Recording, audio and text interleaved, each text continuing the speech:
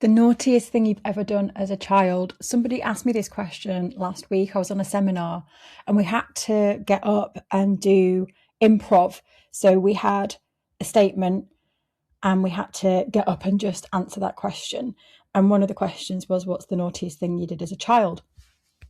So it got me unraveling all the naughty things I did as a child. And I put it out on socials this week and shared what I'd done and what I remembered as a child. And then I asked for other people to share their stories, and I've got a load of funny stories. So I'm going to share some of those in a minute just for a laugh. If you want to just hear some funny childhood naughty stories, stay with me.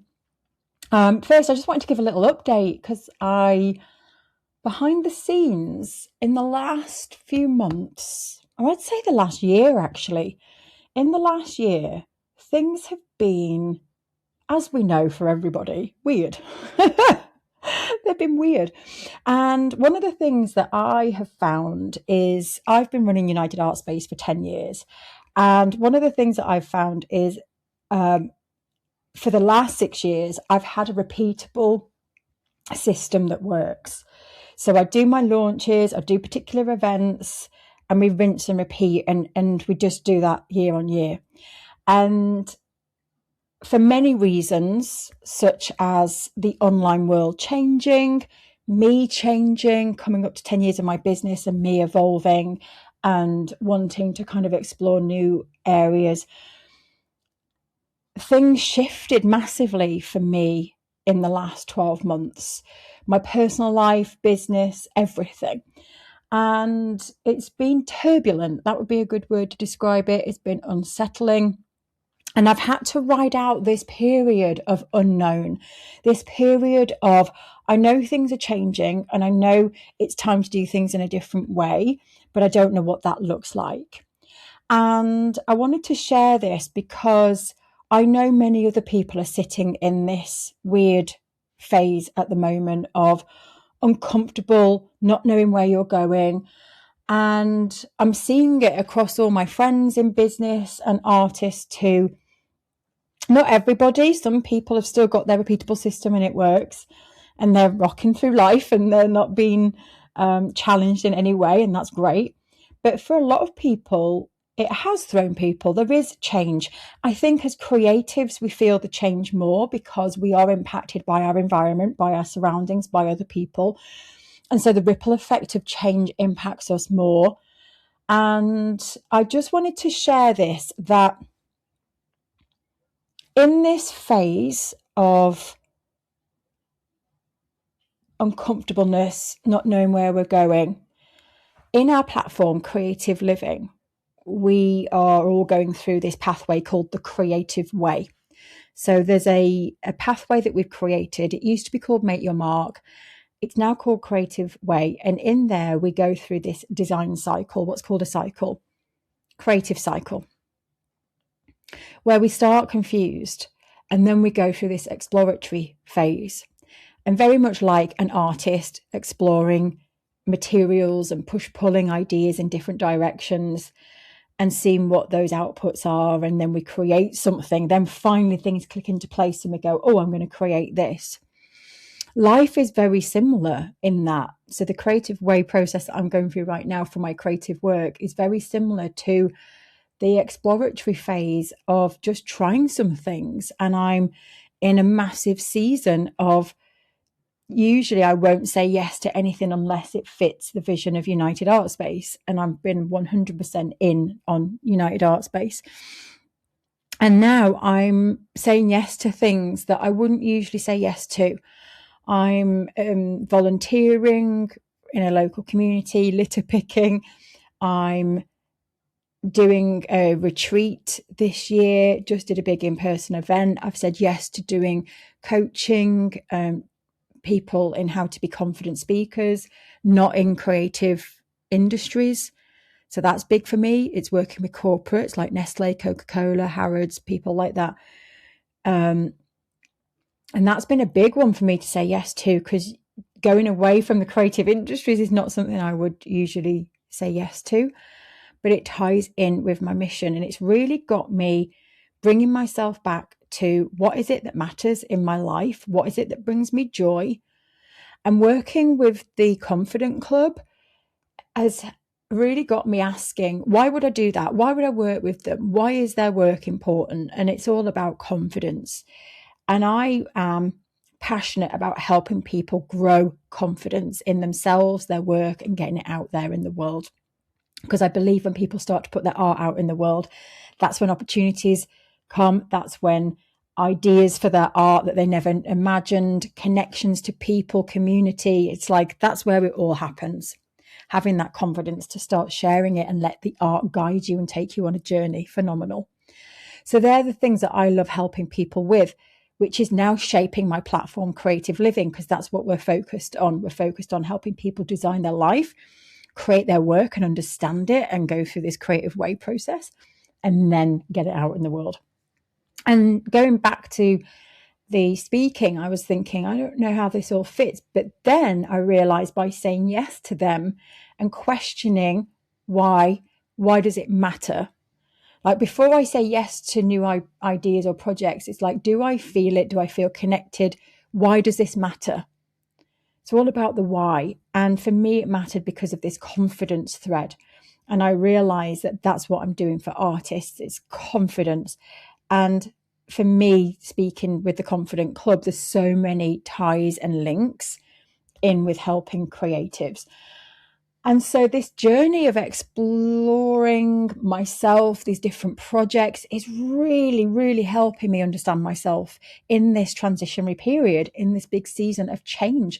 So it's a really nice phase that I'm in, as scary as and intimidating as it is, because I'm kind of trying new things. There's this moments of being, incompetent now because I'm in new areas and I don't know what I'm doing, which is great because that's where the growth happens. And it's an interesting time. It's an interesting time because usually I've got my year mapped out and I know exactly what I'm doing. So I'm sitting in uncertainty. I'm sitting in play mode and experiment, and I don't know where this is going, and I don't know where the Confident Club thing is going. And it's okay. And it's taken me a while to be comfortable with that. So I wanted to share that in case anybody else is sitting in that same phase. And what we do when we go through the creative way is there'll be this exploratory phase. And this is why I know things are going to work out, because eventually we then go to delve and shelve. And delve and shelve is where you start to focus again. So you kind of go all over the place exploring, and then you bring it back in. So you kind of go in, out and in, out and in. And that's life. And so soon I know that I'll explore for the next, probably the rest of this year, playing around. And then I will start to get focused and I'll start to have a rhythm again of how I work and what's going to be happening in my life. And so, yeah, it's exciting. And that's a great process to go through. So I'm going to read some of these things out. So the naughty question, what was the naughtiest thing you ever did as a child? So for me, I remembered back when I was young, I was the eldest, and then my sister came 3 years later. And the pregnancy for my mum was tough, and my mum nearly died giving birth to my sister, and my sister was very, very unwell. And for me, it was like my mum had just been taken away. So as a 3-year-old, it was very confusing. And so I do remember from that age, my behaviour changing.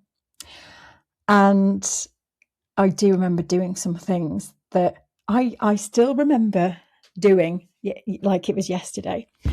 And some of the things that I shared were, one of them was my nan had me. So my mum and dad had got to go off, and my nan had me at my house. And they'd taken a chicken out of the freezer to thaw on the side, and I threw the chicken in the bin, and everybody was looking for the chicken and no one knew where the chicken was. And then they found it in the bin. And I'd just be like, I remember just being in the background, like watching them all looking for this chicken, like, and I wasn't laughing. I was like probably just deadpan, but thinking, this is so interesting.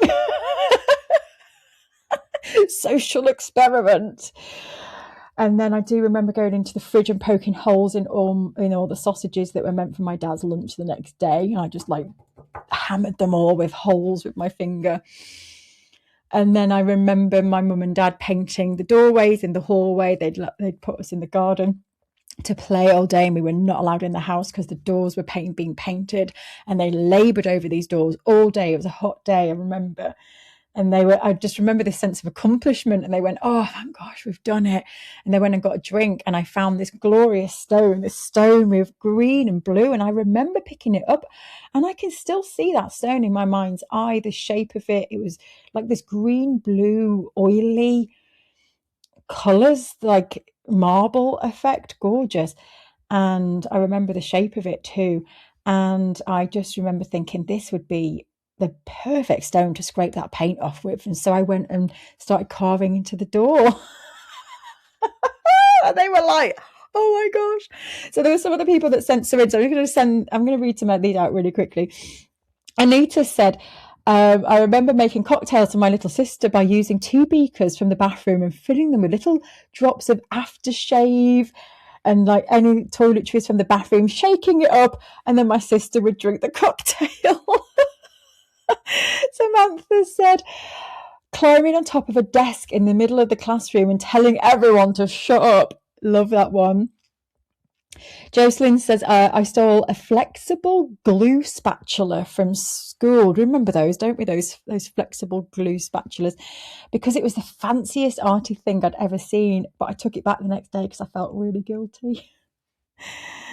Lucy says, I cut off the cat's whiskers and put them under the armchair to hide my actions. Her trim state was immediately evident to my mother, who asked me directly if I had done it, and I said yes. And she explained why cats have whiskers. I was very... Oh, what's this word? Oh, I can't read that. She gave me a chocolate biscuit, something nice for owning up. I always remember it. Still instilled the value of honesty in me. I've never cut off any other whiskers unless you count menopausal chin hair. Lucy, that's brilliant. It made me laugh so much. Jodie said, I was about 10 when I took my brother's bike for a ride through the park and streets behind our place when I lived in town for a couple of years. I'd forgotten it didn't have any working brakes. And as I came down the hill, I realised I had to use my bare feet as brakes and do a skid so I wouldn't run into the traffic. Oh, Jodie. When I got home, I somehow tiptoed the way back and stuck into the bathroom. And I needed to clean up my scrapes and the blood that was all over my feet. My mum found me, took me to the doctors, and I had to have a tetanus shot with a massive needle. Oh, that's a horrible one, Jodie. I feel for you on that one. Leanne says, I would be about 3 or 4. Mum sent me out to get 2 ice creams from the ice cream van. I got one for me and one for my brother. We know what's coming, don't we? I dropped one on the floor. I didn't want to get into trouble and I didn't want to go without. So I scooped up the ice cream off the floor with all the gravel, plopped it back on the corner, gave it to my brother. He's 18 months older than me, so I thought he can handle a bit of gravel. I never got in trouble, so he must have eaten it. Sorry, Andrew. Annette said at my friend's house there was a field at the back with loads of pylons. We used to play dares. She dared me to climb up the ladder inside the pylon, so I did. I was quite a way up when her father looked out the window and saw me and came charging out the house, yelling at the top of his voice, and I waved at him. I mean, Annette, you are brave. That's a brave one. Kat says, I let the tyres down on my brother's BMX using drawing pins. Oh my God. It had been his birthday present. I also wrapped a slug inside my flannel and lost it. That's a random one. Just chuck a random one in there, Kat. But oh my gosh, your brother must have been fuming.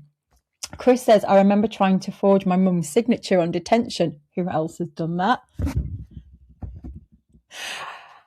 And having to ask how she drew the letter of her name, the first letter of her name. That's a bit of a giveaway, isn't it? My principal called me into the office the next day. His disappointment was worse than the swats he gave me. I also remember smashing all of my cousin's marijuana plants he was secretly growing behind my grandpa's workshop. I was around 8. I went into the front yard to play. He came home, and after he went back to his apartment, he rushed back to the front door and accused me. Were you behind the shed? I comically said no, looked at him in a confused way. He suddenly looked panicked, thinking, if it wasn't me, it must have been Grandpa. Never regretted that. Tanya's put here as well. I can't remember the naughtiest thing I've ever done, but I would skive off school and write a letter to the teacher forging my mum's signature. There must be many of us. Like Tanya says, we could get away with it because we didn't have mobile phones back then. You can't do that now, no. Charlie, this is from Charlie. Charlie threw a massive rock at a car and legged it. No judgment here. That's hardcore, isn't it? Catherine says, I remember as a teenager, my friend and I sprayed the Barclays Bank cash machine and ran away. We've got some really naughty people here.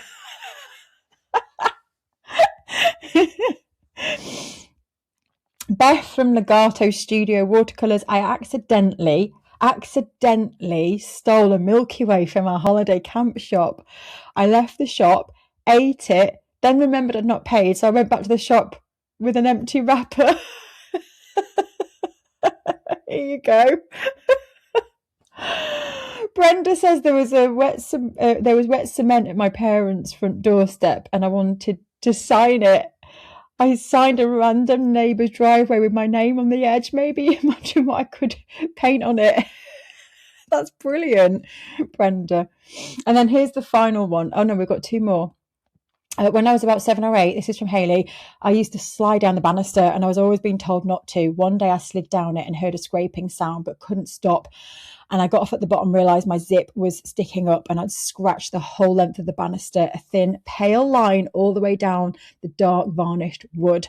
I had to stay home and sand it all down with sandpaper instead of going to my friend's birthday party. Oh, no. So, Hayley, I've done that one too. And I remember going down the banister at my nan's that was painted fresh white. And I went down and the same thing, my belt buckle had scraped all the way down. And I blamed my cousin. I told my nan it was Liam, my cousin, that did it. Sorry, Liam. He knows now. He knew at the time. I didn't do it. So this is the final one. This is anonymous. This one's anonymous. My mum used to get in the car, my older brother in the front, me in the back. She'd start the car. My brother was allowed to take off the handbrake. Fast forward a few weeks on my 7th birthday, heading out to pick up some friends for my party. I'm waiting in the front of the car for my mum. I take the handbrake off and I've seen my brother do it 100 times, so of course it's normal. The car proceeds to roll down the driveway backwards, smash through the closed iron gates. I buckle my seatbelt and start beeping the horn because that's all I know what to do. All of my neighbours are now watching the car fly backwards across the road at top speed, finally coming to a stop using the neighbour's wall as a crash pad. I tried to save it with the horn. Needless to say, my mum was not impressed. That's a good one to end on. Wow. That was fun. I'm thinking like we should start ending all podcasts with some fun at the end. We'll see. Have a wonderful, wonderful week, my friends. Take care and I'll speak to you all soon. If you want to leave your naughtiest story, by the way, I'll leave a link below to the social posts where you can go and share yours too and get in on the fun. Take care. Bye.